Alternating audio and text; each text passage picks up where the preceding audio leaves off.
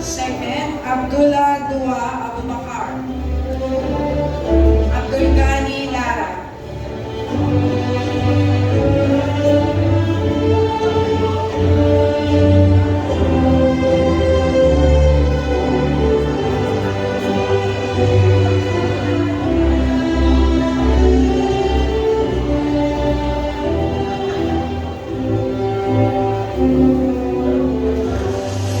Acosta Antonio.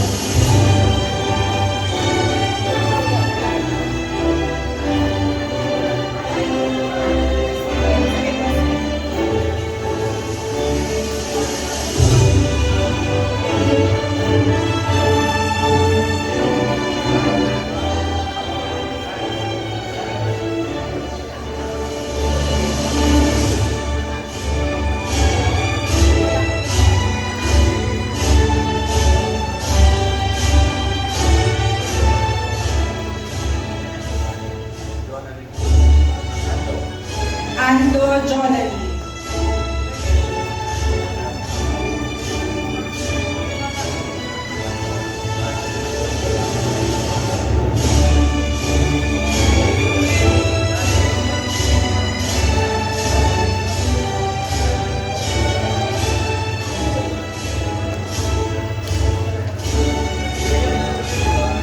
Bakilan Maylin.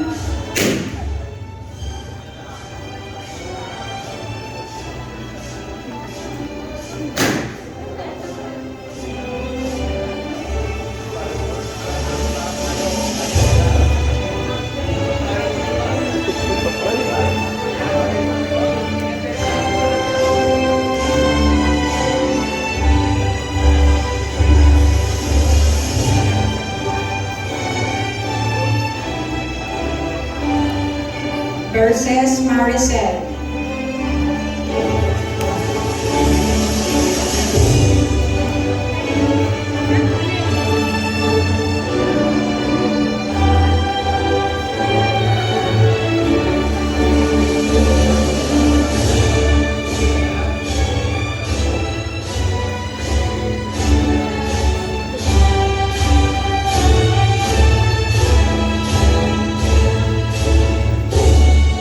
Star Marsha.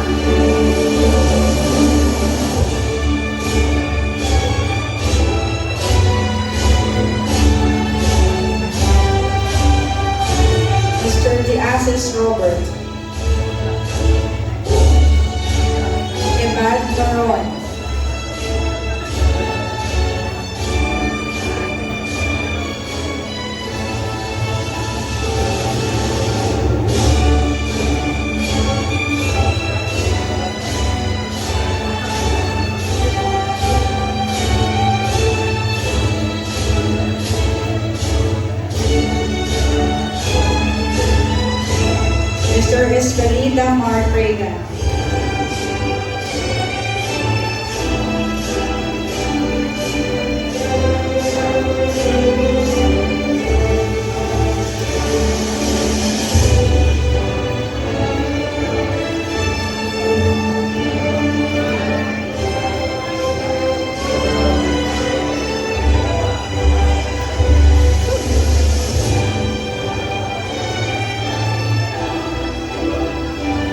Ms. Flordelisa Sharon.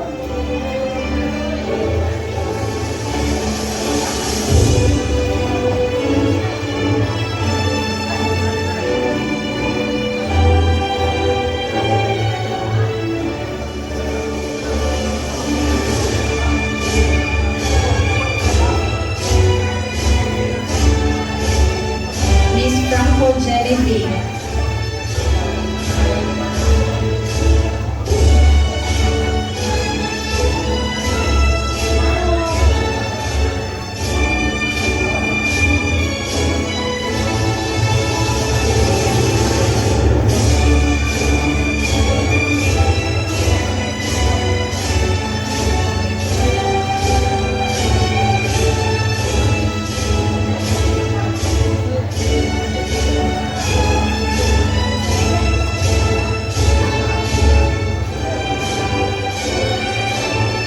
Ms. Jamala Minglaluz.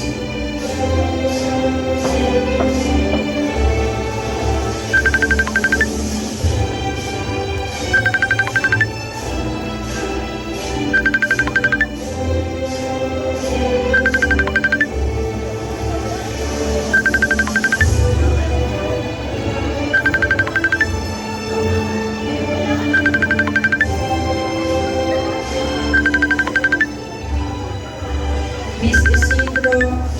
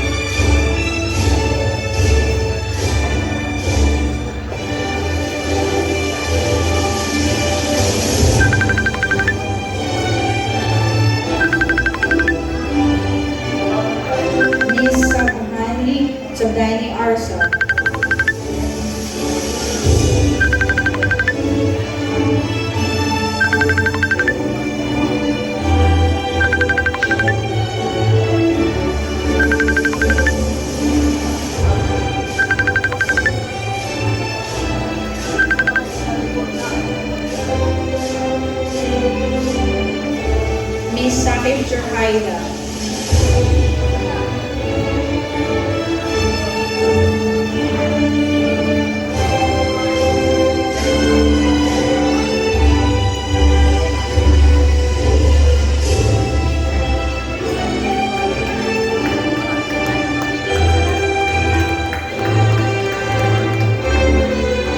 Mr. Torres Minandro.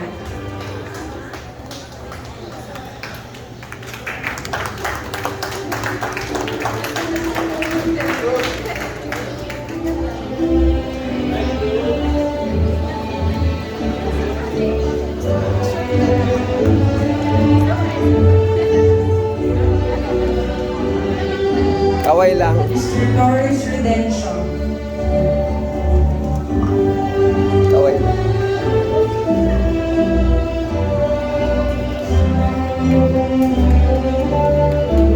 Kaway lang po. Ha? Ano? Kani na kani oh.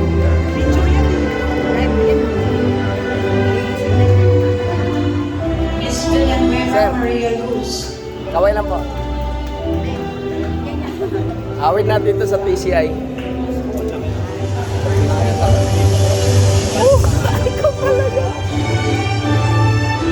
Sir.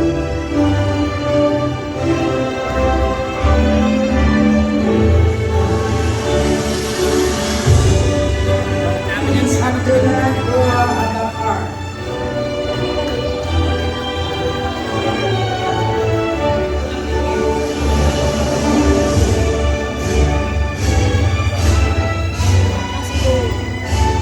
Kaway lang po. Kaway natin ito sa PCI.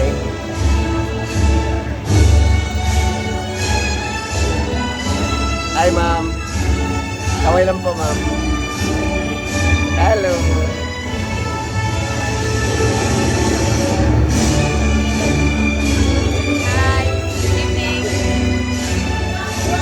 Hello, ma'am. Kaway lang po. Give our graduates a big round of applause. Kaway lang po, ma'am. Congratulations, graduates.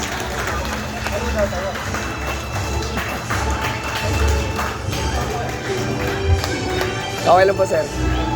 Kaway lang po. Ikaw, ma'am. Hello.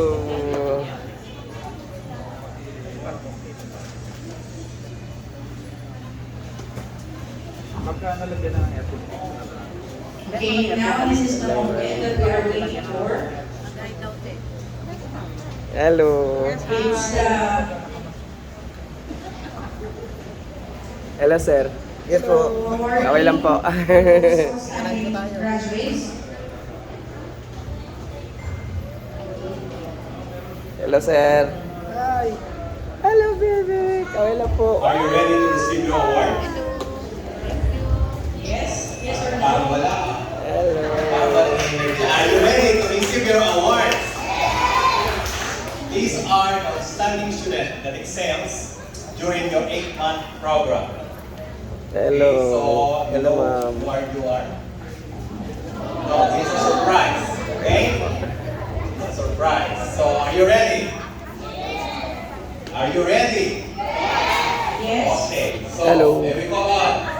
May we call on the first outstanding student, Miss Sharon Lord Cordelis. Elisa Sharon. Landi mo. Please come together Hi, for the ma'am. escort for the receiving of the award certificate. Yes, and expect.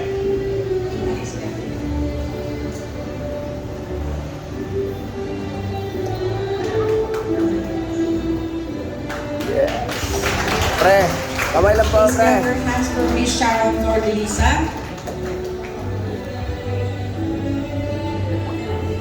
Next outstanding student,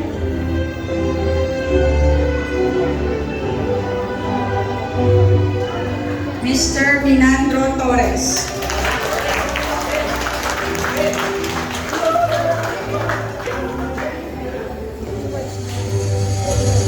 Congratulations, Hi, Kuya. ma'am. Kaway lang po. Lagyan natin ng pa-effect. Hi, Doc. Lagyan natin pa-effect, Doc. Oh. Diba? Oh, diba? Oh, diba? Next will be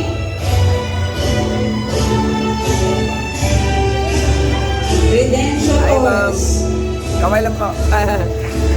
Please clap your hands. May pa-effect tayo.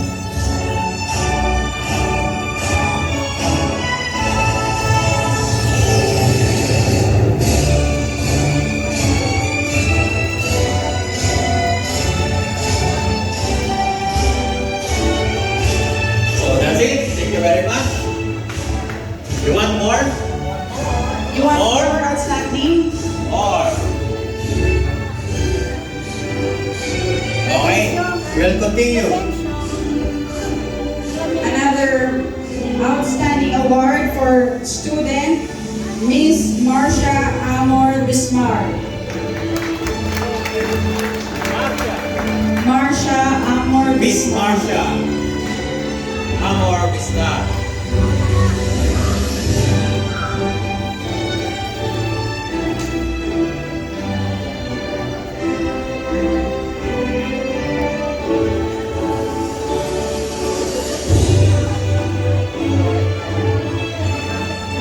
Kulang kita, sir, ah.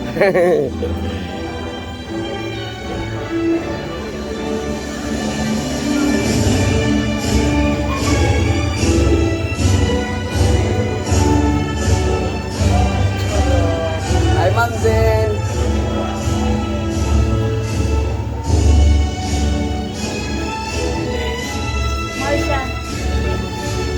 Next one. Still, there are more students listed here, so don't worry, maybe one of your names will be called. Next will be Genevieve Franco.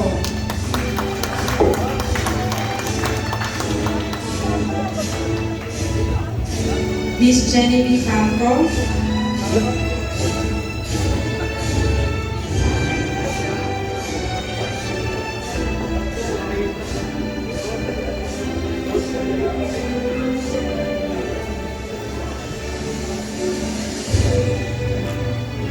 Ma'am, graduate na gini mo estudyante, ma'am. Sa successful. Picture na yung camera mo. So, you want more? I have Why hilakay? I think one. I have one left. Okay. So, announce. I think I will add another two, sir. Okay.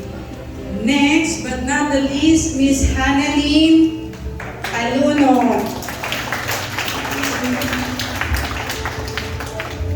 Mashallah.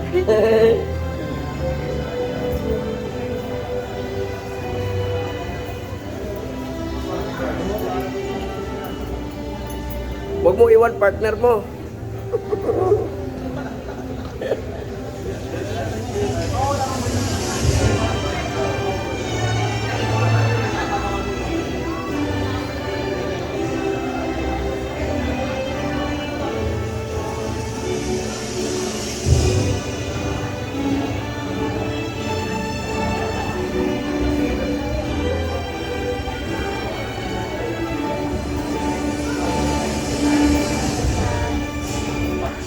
Another most outstanding student, proudly to say, Miss Christine Pinta.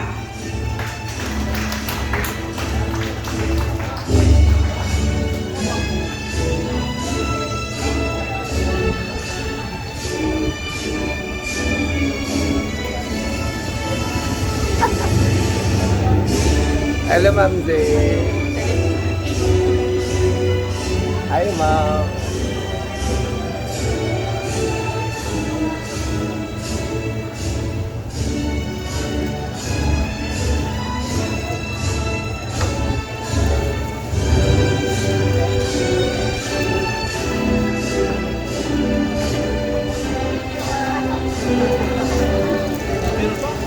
And one of the award that will be given will be the Leadership Award.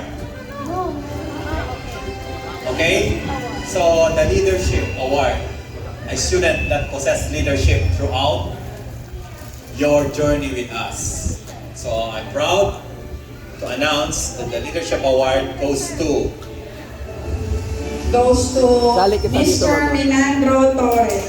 Kaway lang po.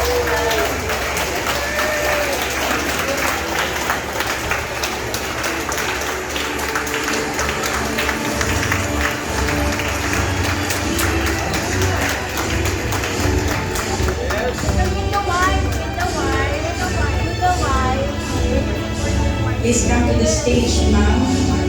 The very supportive wife of Miss Minandro Torres. Thank you, ma'am.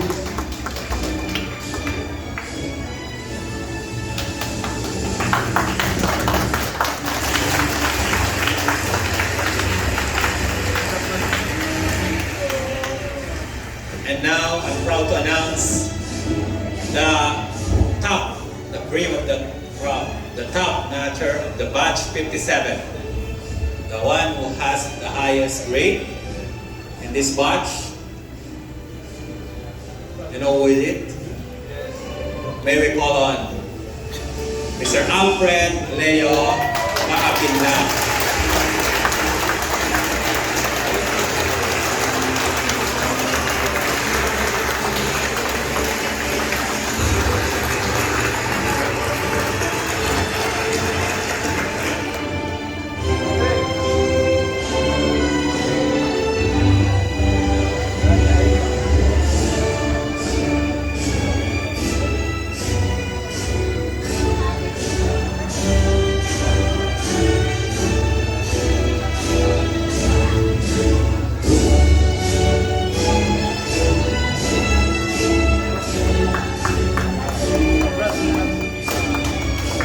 Okay, Mr. Alfred, may we give you the floor for your inspirational speech as the top most outstanding student.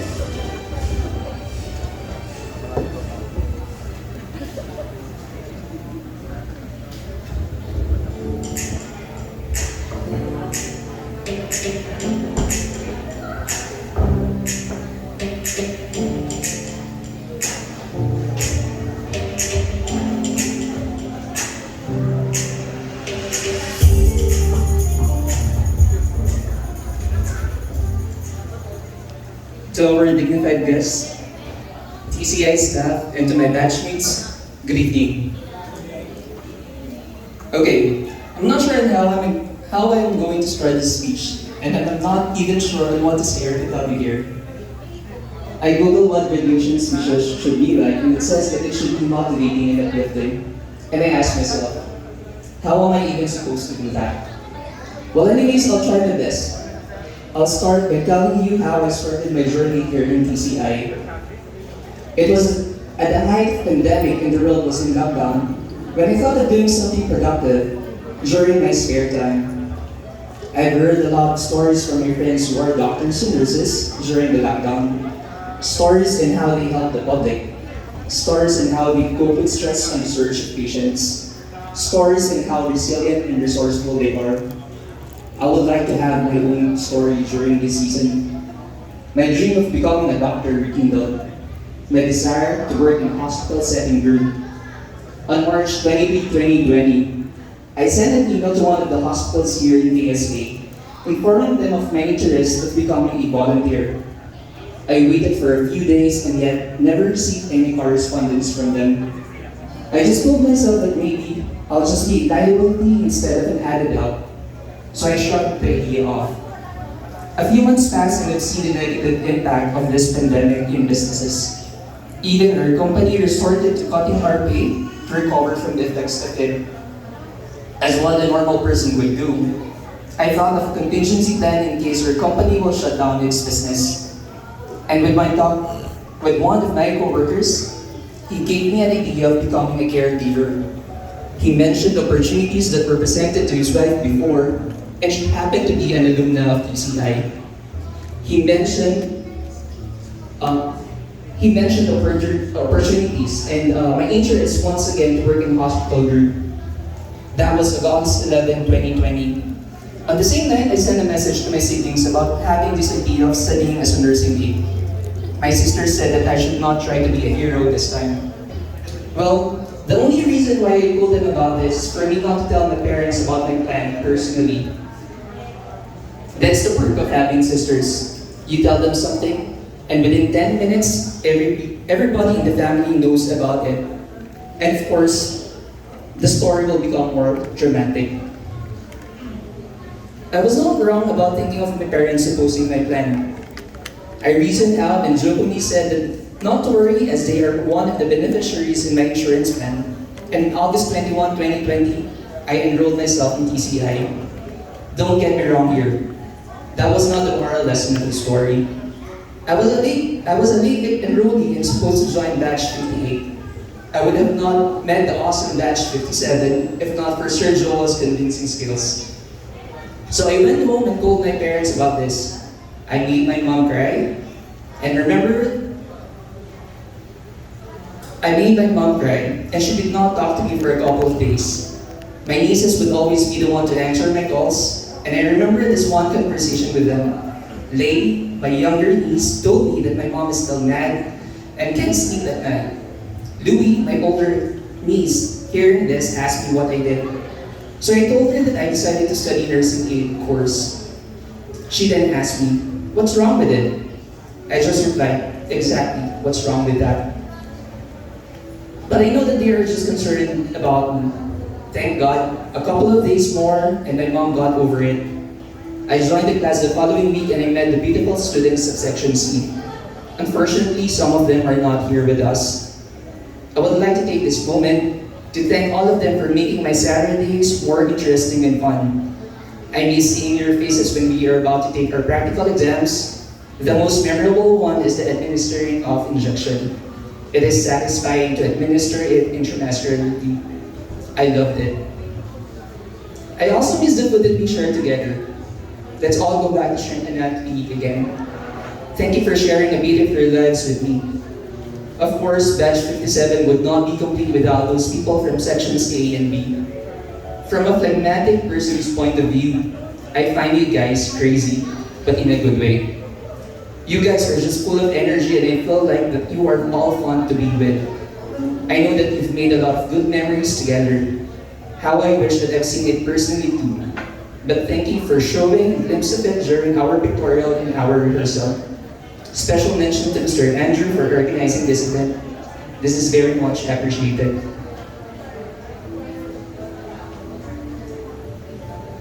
I would also like to thank our advisor, Ms. Abby, for helping us learn the basics of the course in a fun and effective way. Thanks for being a cool advisor. Same is true with all the training officers that assess us during our practical exams. Thank you for being patient and understanding and for answering all our questions adequately. Thank you, ma'am and sir, for all the tips that you have shared, and I hope that we all remember that once we start working. I believe that you